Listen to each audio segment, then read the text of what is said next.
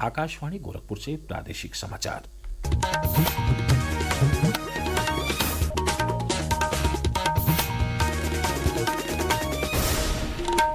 नमस्कार, समाचार बुलेटिन के साथ मैं वेद प्रकाश पाठक।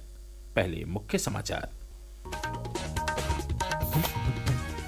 प्रयागराज महाकुंभ में प्रदेश सरकार की कैबिनेट बैठक आज। मुख्यमंत्री योगी आदित्यनाथ समेत 54 मंत्री बैठक में होंगे शामिल।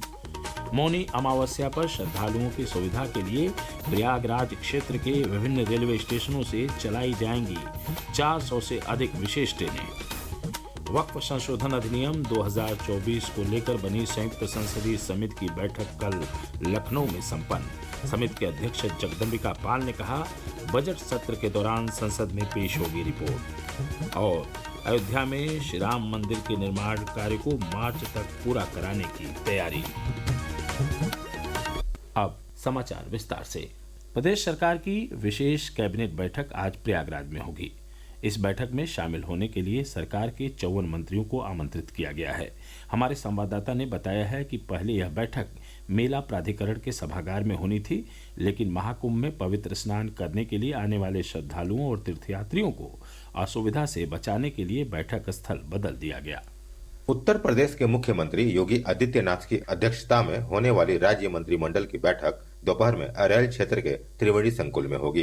बैठक के दौरान मंत्रिमंडल द्वारा राज्य के लिए कई महत्वपूर्ण प्रस्तावों और योजनाओं को मंजूरी दिए जाने की उम्मीद है। बैठक के बाद सभी मंत्री अरैल वीआईपी घाट से मोटर बोट द्वारा संगम तक जाएंगे। इसके बाद योगी आदित्यनाथ और मंत्रिमंडल के सदस्य त्रिवेणी संगम में आस्था की डुबकी लगाएंगे। 2019 में भी कुंभ मेले के दौरान मुख्यमंत्री ने अपने मंत्रियों, अखाड़ा परिषद के अध्यक्ष नरेंद्र गिरी और अन्य संतों के साथ त्रिवेणी संगम में डुबकी लगाई थी। आनंद कुमार, आकाशवाणी समाचार, प्रयागराज। केंद्रीय पर्यटन और संस्कृति मंत्री गजेंद्र सिंह शेखावत आज 2 दिवसीय दौरे पर प्रयागराज पहुंचेंगे। इस अवसर पर श्री शेखावत मेला क्षेत्र में श्रीमद् भागवत पर आधारित प्रदर्शनी का शुभारंभ करेंगे। इसके उपरांत वह संस्कार भारती पवेलियन और शोभा यात्रा का भी शुभारंभ करेंगे। 23 जनवरी को श्री शेखावत जयपुर के लिए प्रस्थान करेंगे। 29 जनवरी को मौनी अमावस्या के अवसर पर प्रयागराज में महाकुंभ में भाग लेने वाले श्रद्धालुओं की भारी भीड़ को देखते हुए रेलवे मौनी अमावस्या के दिन प्रयागराज क्षेत्र के विभिन्न रेलवे स्टेशनों से विशेष ट्रेनें चलाएगा। उत्तर मध्य रेलवे के मुख्य जनसंपर्क अधिकारी शशिकांत त्रिपाठी ने आकाशवाणी समाचार से बातचीत में इन विशेष रेलगाड़ियों के बारे में जानकारी दी। जो ये आंकड़ा दिया गया है कि 8 से 9 करोड़ लोग स्नान करेंगे, तो रेलवे की भी बहुत बड़ी जिम्मेदारी है। पूरे मौनी अमावस्या के जो D-1 से D+2 डेज जो पीक डेज होते हैं, इनमें हम लोग 400 से अधिक मेला स्पेशल गाड़ियों का संचालन करेंगे। मुख्य जनसंपर्क अधिकारी श्री त्रिपाठी ने यात्रियों से अपील की कि वे अपने गंतव्य की ओर जाने के लिए निर्धारित रेलवे स्टेशनों से ही यात्रा करें।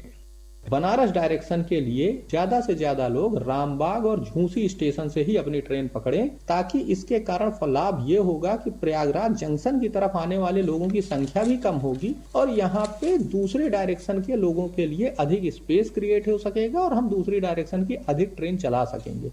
इस बीच रेलवे द्वारा आज भी करीब 1 दर्जन से अधिक महाकुंभ स्पेशल ट्रेनों का संचालन किया जा रहा है। इनका विवरण रेल मंत्रालय के सोशल मीडिया प्लेटफॉर्म एक्स पर भी दिया गया है। प्रदेश सरकार का अनुमान है कि इस बार मौनी अमावस्या के अवसर पर महाकुंभ में अमृत स्नान के लिए करीब 8 से 10 करोड़ श्रद्धालु आ सकते हैं। प्रदेश के मथुरा, आगरा, इटावा, कानपुर और कौशाम्बी जिलों से होते हुए हरियाणा रोडवेज की विशेष बस प्रयागराज महाकुंभ नगर आएगी। यह विशेष बस सेवा महाकुंभ के लिए हरियाणा के पलवल डिपो से शुरू की गई है। यह बस प्रतिदिन सुबह 8 बजे पलवल बस डिपो से प्रयागराज के लिए रवाना होगी और अगले दिन सुबह 8 बजे प्रयागराज से वापस जाएगी। यह बस सेवा 29 फरवरी तक जारी रहेगी। प्रयागराज महाकुंभ में श्रद्धालुओं के पवित्र संगम में डुबकी लगाने का सिलसिला जारी है। इसी क्रम में कल जम्मू कश्मीर के मुख्य सचिव अटल डुल्लू भी प्रयागराज पहुंचे। उन्होंने बताया कि प्रयागराज महाकुंभ आना उनके लिए सौभाग्य की बात है। तो लगता है कि ये मेरा बहुत बड़ा सौभाग्य है कि मुझे यहाँ आने का मौका मिला। मैं बहुत ही खुशकिस्मत हूँ और अभी मैं आया हूँ, अभी यहाँ पर स्नान होगा, दर्शन भी होंगे, तो मुझे लगता है कि ये एक लाइफ टाइम एक्सपीरियंस होगी। प्रादेशिक समाचार आप आकाशवाणी गोरखपुर से सुन रहे हैं। यह समाचार बुलेटिन हमारे YouTube channel AIR news Gorakhpur और एक्स हैंडल AIR न्यूज़_GKP पर भी उपलब्ध है। महाकुंभ 2025 से जुड़ा हर अपडेट अब आपको मिलेगा कुंभवाणी पर।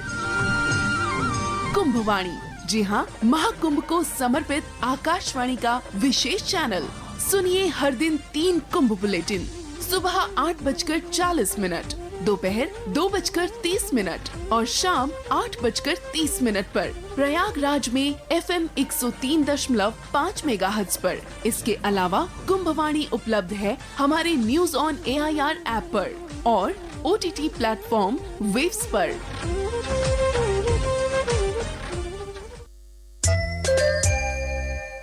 वक्फ संशोधन अधिनियम 2024 पर संयुक्त संसदीय समिति JPC की बैठक कल लखनऊ में हुई। बैठक में मुस्लिम धर्मगुरुओं और संगठनों से विधेयक के संबंध में सुझाव और आपत्तियां मांगी गईं। बैठक के बाद मीडिया से बात करते हुए JPC के अध्यक्ष जगदम्बिका पाल ने कहा कि यह कानून बेहतरी के लिए लाया जा रहा है। उन्होंने बताया कि यह समिति अपनी रिपोर्ट संसद के बजट सत्र में पेश करेगी। इस ज्वाइंट पार्लियामेंट्री कमेटी की रिपोर्ट हम 31 से जो बजट सेशन शुरू हो रहा है उसमें हम प्रस्तुत करने जा रहे हैं। हमने अपने माननीय सांसदों से इस पे संशोधन मांगा है। जो भारत सरकार ने प्रपोज 44 अमेंडमेंट किया है उस पे हमारे जो अंतिम सभी सदस्यों की लिखित क्या राय है उसके लिए फिर हमने कल तक का टाइम दिया है और फिर 23 तारीख को उन सारे संशोधन को हम सर्कुलेट करेंगे और 24-25 को दिल्ली में बैठक करेंगे। बैठक में कमेटी ने मंत्री दानिश आजाद अंसारी, मंत्री OP राजभर और शिया सुन्नी सेंट्रल वक्फ बोर्ड से भी सलाह ली। बैठक में JPC अध्यक्ष जगदम्बिका पाल और सदस्य असदुद्दीन ओवैसी समेत कुल 11 सदस्यों ने हिस्सा लिया। अयोध्या में श्री राम मंदिर निर्माण समिति के अध्यक्ष नृपेंद्र मिश्र ने बताया कि मंदिर संबंधी निर्माण कार्य मार्च तक पूरे कर लिए जाएंगे। उन्होंने बताया कि द्वितीय तल के गर्भगृह में आसानी से उपलब्ध न होने वाली राष्ट्रीय और अंतर्राष्ट्रीय स्तर की रामायण को रखा जाएगा।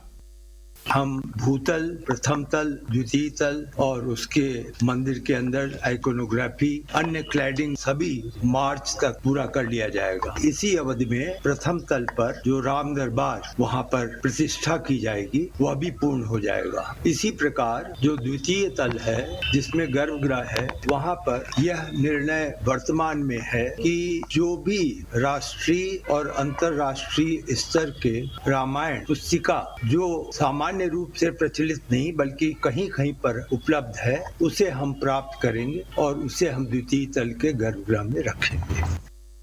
संभल जिले में बीते नवंबर में सर्वे के दौरान हुई हिंसा की जांच के लिए गठित न्यायिक जांच आयोग की टीम ने कल हिंसाग्रस्त इलाके का दौरा किया। आयोग ने अधिकारियों और स्थानीय लोगों से बात कर घटनाक्रम की जानकारी ली। जांच आयोग में हाईकोर्ट के सेवानिवृत्त न्यायाधीश DK अरोड़ा, पूर्व DGP AK जैन और पूर्व अपर मुख्य सचिव अमित मोहन प्रसाद शामिल रहे। शामली जिले के झिंझाना थाना क्षेत्र में स्पेशल टास्क फोर्स STF ने 1 लाख के इनामी अरशद और उसके 3 सहयोगियों को मुठभेड़ में ढेर कर दिया है। सहारनपुर रेंज के DIG ने बताया कि STF की मेरठ यूनिट द्वारा सोमवार की रात में चलाए जा रहे सघन चेकिंग अभियान के दौरान हरियाणा से आने वाली एक गाड़ी को रोकने पर गाड़ी से फायरिंग शुरू हो गई, जिसमें एक इंस्पेक्टर भी घायल हो गए। जवाबी कार्रवाई में 4 बदमाश मारे गए। पूर्वी उत्तर प्रदेश समेत अधिकांश जिलों में कोहरा और आसमान में बादल छाए रहने से जनजीवन प्रभावित हुआ है। तापमान में गिरावट के कारण लोग ठंड से परेशान हो रहे हैं। कोहरे के चलते हवाई, रेल और सड़क यातायात पर भी असर पड़ा है। और अंत में मुख्य समाचार एक बार फिर। प्रयागराज महाकुंभ में प्रदेश सरकार की कैबिनेट बैठक आज। मुख्यमंत्री योगी आदित्यनाथ समेत 54 मंत्री बैठक में होंगे शामिल। मौनी अमावस्या पर श्रद्धालुओं की सुविधा के लिए प्रयागराज क्षेत्र के विभिन्न रेलवे स्टेशनों से चलाई जाएंगी 400 से अधिक विशेष ट्रेनें। वक्फ संशोधन अधिनियम 2024 को लेकर बनी संयुक्त संसदीय समिति की बैठक कल लखनऊ में संपन्न। समिति के अध्यक्ष जगदम्बिका पाल ने कहा, बजट सत्र के दौरान संसद में पेश होगी रिपोर्ट। और अयोध्या में श्री राम मंदिर के निर्माण कार्य को मार्च तक पूरा कराने की तैयारी। इसी के साथ प्रादेशिक समाचारों का बुलेटिन समाप्त हुआ। नमस्कार।